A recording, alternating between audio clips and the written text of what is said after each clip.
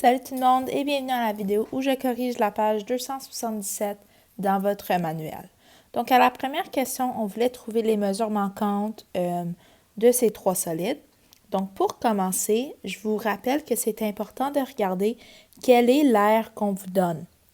Donc en faisant ça, ça va vous éviter de faire des étapes inutiles. Donc ici, on vous donne l'air latéral. Donc dans ce prisme, l'air latéral, c'est vraiment l'air des trois rectangles, celui en avant, en arrière et en bas. Et donc si je regarde ces trois rectangles-là, la mesure manquante que je cherche, c'est le côté ici, mais c'est le même côté ici. Donc en gros, je cherche vraiment juste la mesure du côté du rectangle. Donc, ce que j'ai fait, c'est que j'ai pris l'aire latéral et je l'ai divisé en trois parce que j'ai trois rectangles identiques. Et donc ça me donne que l'aire d'un rectangle est de 72 cm². Je sais que la formule d'aire d'un rectangle, c'est base fois hauteur. Donc, j'ai remplacé l'aire par 72, comme on vient de trouver, et la base du rectangle, c'est 18. Donc, en divisant par 18 des deux bords, je obtiens la hauteur du rectangle qui est la mesure que je cherche, qui est de 4 cm. J'ai fait le même principe pour le B. Ici, encore une fois, on te donne l'aire latérale.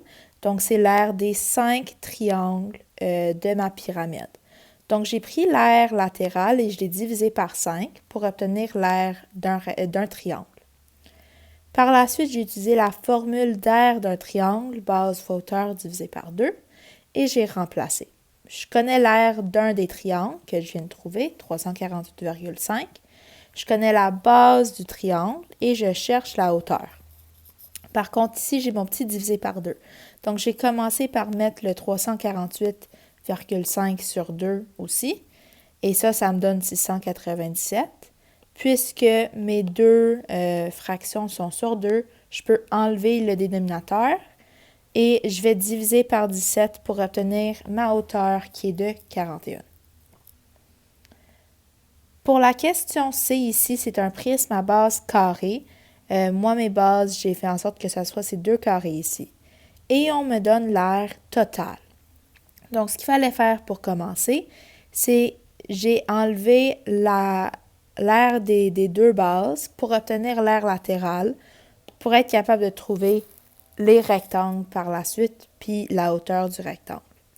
Donc, j'ai commencé par ma base. Donc, la formule d'aire d'un carré, c'est C au carré. Et l'aire d'une base est de 6,25 m². Par contre, j'en ai deux, donc j'ai fait x2. Et j'ai pris l'aire totale. Et je vous rappelle, l'aire totale, c'est juste l'aire latérale plus l'aire des bases. Donc, si tu as l'aire totale et si tu as l'aire des bases, tu es capable de faire une soustraction pour trouver l'aire latérale. Donc, l'aire latérale ici, elle est de 100.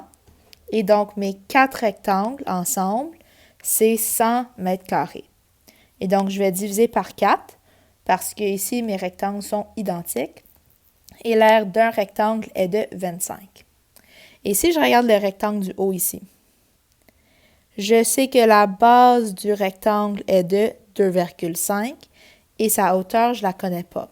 Donc, j'ai utilisé ma formule d'aire, j'ai remplacé l'aire par 25, qu'on vient de trouver l'aire d'un rectangle, et j'ai remplacé la base par 2,5.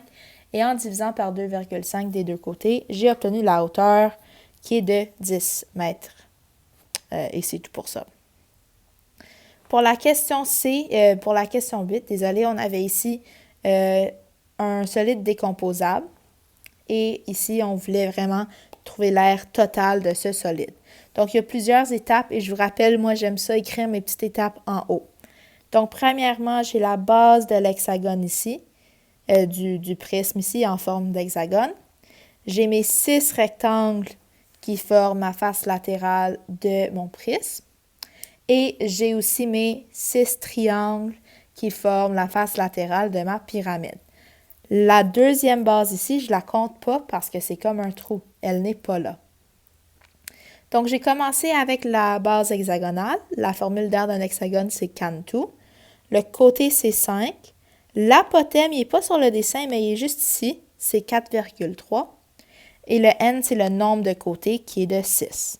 Je fais le calcul, puis j'obtiens que l'aire de l'hexagone est de 64,5.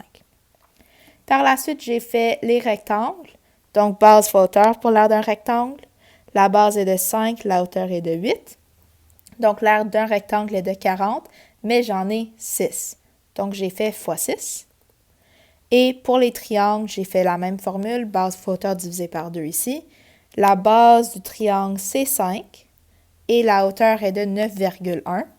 Et en faisant le calcul, j'obtiens que l'aire d'un triangle est de 22,75, mais j'en ai 6, encore une fois, donc j'ai fait fois 6. Et donc, pour obtenir l'aire totale ici, il faut juste que j'additionne les 3 étapes que j'ai trouvées et ça me donne une aire totale de 441 cm². Donc, c'est tout pour ça aujourd'hui tout le monde. J'espère que cette vidéo vous a aidé et on se revoit bientôt. Bonne journée!